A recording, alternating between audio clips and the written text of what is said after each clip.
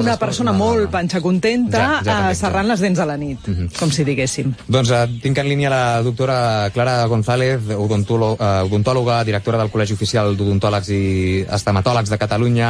Doctora, bon dia. Bon dia. Doncs hi està d'acord amb el que comentava ara la Jèssica, que això va lligat al caràcter de la persona? Sí. Efectivament, el que dieu, sí que és veritat que no és estrictament relacionat, però, òbviament, a gent molt autoexigent, a gent que sempre està treballant, que sempre està activa, sempre està molt més relacionat amb el bruxisme. Som els patidors, no? Els patidors, doctora. Sí, els que patim més. Jo fa molts anys que ho pateixo i sí que és veritat que hi ha un augment de casos molt gran i que la gent viu amb més estrès, més ansietat, amb hàbits més d'atenció. Llavors, cada vegada es dona més, òbviament. El ritme de vida que portem, l'estrès i tota l'atenció diària fa que les persones apretin les dents i sovint sense adonar-se'n. Ho teniu quantificat d'alguna manera? Bueno, passa més a dones, sobretot, majors de 40 anys. Majors de 40 anys. Però un 75% de la població en pateix declarat, sí. I el bruxisme com es manifesta? O sigui, no hi ha una... O sigui, sí que és veritat que no hi ha una sola causa, perquè hi ha...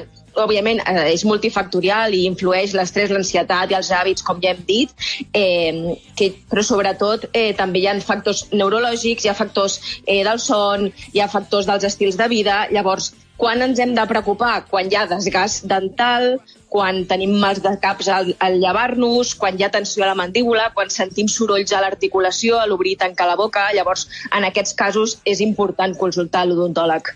I les causes són aquestes, l'estrès, la manca de son, ara les descrivies. També hi pot haver un component de la conformació de les dents, si has portat aparells i amb menys opcions de patir-ho. Bueno, sí que és veritat que quan hi ha malposició dentària i no hi ha un repartiment de forces equitatiu entre totes les superfícies dentals, sempre hi ha més probabilitat. Quan més repartició de totes les forces, de més superfícies de totes les dents, menys probabilitat hi ha de bruxisme. Però és el que us dic, que com que és multifactorial i hi ha moltíssimes coses que poden contribuir, sí, és una cosa més. Si has portat ortodòncia i t'has recol·locat les dents i t'has alineat les dents, hi ha més probabilitat. Tot i això, segons que et faci l'ortodòncia, pot afectar també a l'articulació i a vegades fins i tot pot ser contraproduent. O sigui, hi ha tants factors que poden afectar que a vegades no sabem exactament el què.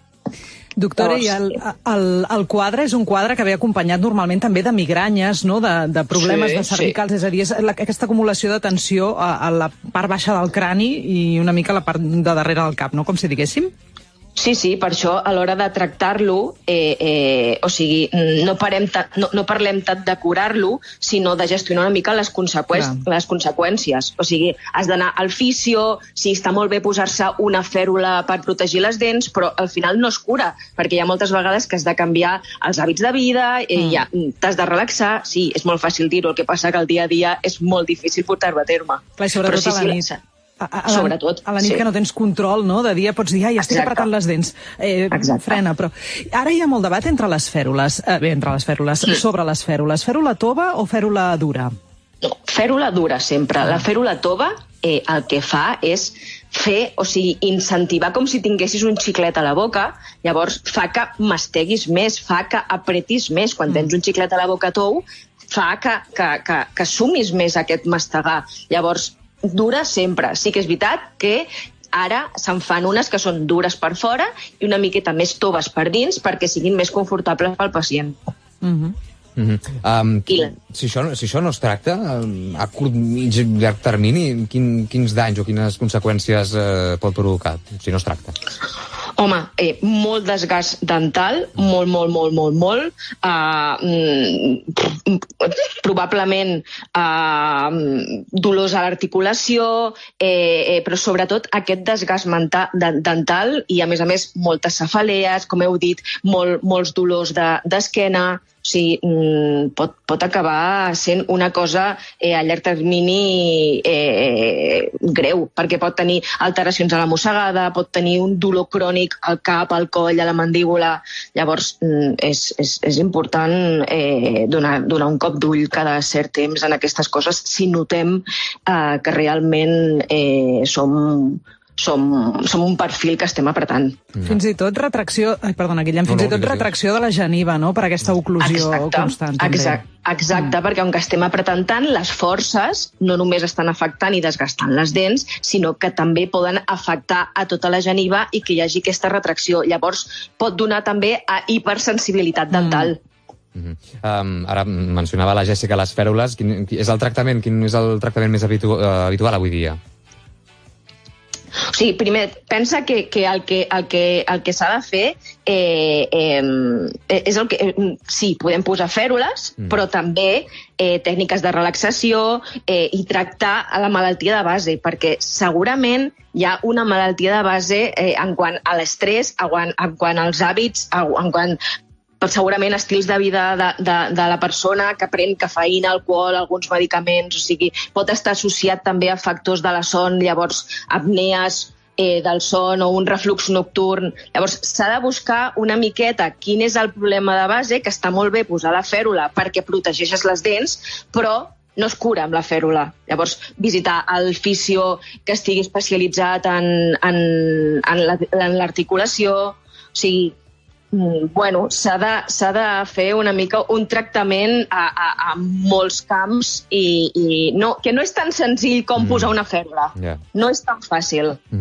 Doctora, hi ha alguna posició a l'hora de dormir que previngui el bruxisme? No està demostrat. No està demostrat, No està demostrat. De costat sembla que menys perquè, en principi no estàs tapant tant les vies aèries, però no està demostrat. No hi ha estudis. Doncs, doctora Clara González, odontòloga, directora del Col·legi Oficial d'Odontòlegs i Estomatòlegs de Catalunya, moltíssimes gràcies i bon dia. Gràcies a vosaltres. Bon dia. Bon dia. Es confirma una mica la percepció que teníem una mica de cada cop més diagnòstics. Tinc aquí apuntada una dada. Segons les darreres xifres del Consell General de Dentistes, el 23% de la població a Espanya pateix bruxisme. Déu-n'hi-do,